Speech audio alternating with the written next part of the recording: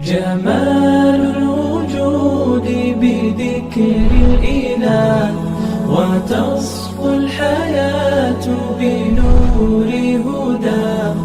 جمال الوجود بذكر الإله وتصفو الحياة بنور هداه. بسم اللہ، الحمدللہ والصلاة والسلام علی رسول اللہ. معزز سامعین، السلام علیکم ورحمۃ اللہ وبرکاتہ. اصلاح معاشرے کے حوالے سے تیسری قسط، اقبال کے شاہینوں کے نام، نامہ و پیام، یعنی an important message to youths.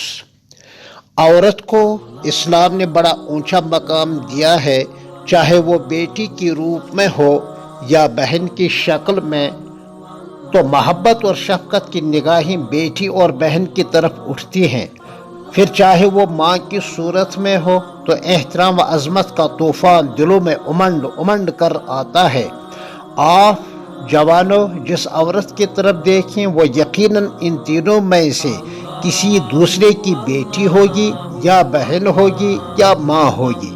کیا آپ کو یہ پسند ہے کہ تمہاری ان رشتہ کی عورتوں کی طرف کوئی اسی میلی اور گندی آنکھ سے دیکھے؟ ہرگز نہیں. جس میلی آنکھ اور گندی آنکھ سے آپ ان عورتوں کو دیکھتے ہیں، جی ہاں، آپ کی خالہ بھی تو ہوگی، پھوپھی بھی ہوگی، بھتیجی بھی ہوگی، بھانجی بھی ہوگی. کم از کم انہی کا خیال رکھیں، ورنہ عدلے کا بدلہ ہوگا. ٹٹ فار ٹیٹ، جیسا کرو گے ویسا ہی بھرو گے. ایز یو سو شل یو ریپ. اللہ ہم سبوں کی حفاظت فرمائے. یہ محاورات تو آپ نے بھی بارہا سنے ہوں گے اور بارہا پڑھا بھی ہوگا. اللہ آپ کی جوانی سلامت رکھے. مگر افسوس، صد افسوس، ملت کی بیٹیاں اور امت کی بہنیں اسلام کے ان بیٹوں اور بھائیوں سے کسی طرح پیچھے نہیں ہیں. یعنی جس طرح اخلاقی بے رہروی لڑکوں اور جوانوں میں ہے، اسی طرح اخلاقی بربادیاں بیٹیوں میں بھی ہے. موبائل کے حوالے سے بھی ان کا معاملہ بھی ایسا ہی ہے جو آپ نے ابھی پڑھا ہے. اب یہ بے پردہ لڑکیاں اور عورتیں کٹی پتنگ کی طرح ہیں جو بے حیائی کی فضا میں بغیر کسی مضبوط ڈوری کے اڑتی پھرتی رہتی ہیں. پھر کہیں بد اخلاقی کی فضا میں گم ہو کر یا بربادی کے دلدل میں گر کر ہلاک ہو جاتی ہیں. اس فحش نظام نے اب اس عورت کو، اس بیٹی کو، اس بہن کو ٹوائلٹ پیپر کی سی حیثیت دی ہے، ٹیشو پیپر اور استعمالی کپڑے کا مقام دیا ہے. یہ صنف نازک یعنی عورت فٹ بال کی طرح اب آزاد ہے، جس کو دیکھ کر ہر نوجوان اور بوڑھا کک مارنے کی کوشش کرتا ہے. یہ گھروں کی زینت کے بجائے اب دفتروں کی، پارکوں کی، محفلوں کی اور ہوٹلوں کی زینت بنی ہوئی ہے.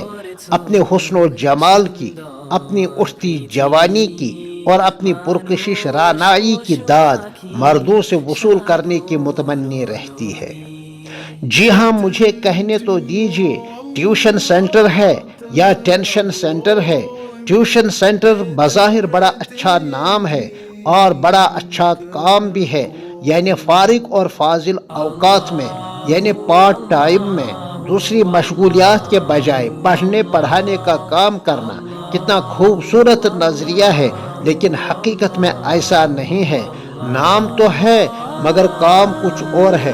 سنیے، وہ ٹیچر جو حقیقی معنوں میں تعلیم و تربیت کے لائن سے معمار قوم ہوتا ہے اور جس کی پیشہ ورانہ ذمہ داری تربیت لال بدخشاں یعنی ملت کے بیٹوں اور بیٹیوں کی تربیت ہے، پھر یہ لال بدخشاں ملت کے نوجوان آگے چل کر خاندان، علاقہ، وطن اور ملک کا نام روشن کرتے ہیں. مگر وہ ٹیچر صاحب سکولوں اور کالجوں میں ان بچوں کا مکمل پابندی کے ساتھ کلاس کیوں نہیں لیتے ہیں؟ اگر ایسا ہے تو یقیناً ایسا ٹیچر قوم کے ساتھ دھوکہ بازی کرتا ہے. کیا محکمہ تعلیمات ایسے ٹیچروں کے خلاف کوئی ایکشن نہیں لیتا ہے؟ افسوس، ہاں، اگر کوئی ایسی بات نہیں، بلکہ ٹیچر پوری ذمہ داری کے ساتھ کلاس لیتے ہیں، اپنے پیشے کے ساتھ اور سبجیکٹ کے ساتھ طلباء کے ساتھ انصاف کرتے ہیں، پھر بھی پارٹ ٹائم ٹیوشن پڑھاتے ہیں تو بہت ہی اچھا ہے، بہت ہی قابل داد کام ہے۔ مگر یہ ذہن میں رہے کہ ان ٹیوشن سینٹروں میں فیس عام طور پر زیادہ ہی لی جاتی ہے، جبکہ معاشرے میں غریب اور یتیم اور معاشی اعتبار سے مفلوق الحال لڑکے بھی اور لڑکیاں بھی ہوتی ہیں، ان کے یہ بچے پڑھتے ہیں، کیا اس کا بھی کبھی آپ نے خیال کیا ہے؟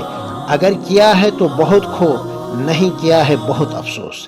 بہرحال یہ ٹیوشن سینٹر مرکز تجارت ہیں، پھر بھی کوئی پرواہ نہیں۔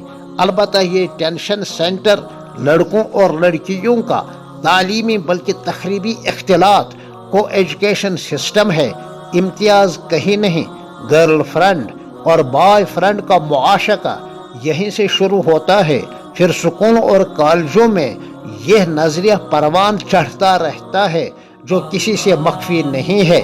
ان طلباء اور طالبات کو پڑھنے سے کم اور نظر بازی اور نظر اندازی کی طرف دلچسپی زیادہ ہوتی ہے، حتیٰ کہ ٹیچر کے ساتھ ان کے خفیہ تعلقات کے حوالے سے بھی اس سے پہلے بارہا اطلاعات آتی رہتی ہیں۔ بہرحال اللہ ہمارے حال پر رحم کرے۔ پھر ملتے ہیں چوتھی قسط میں اسی عنوان کے حوالے سے، تب تک کے لیے السلام علیکم ورحمۃ اللہ وبرکاتہ۔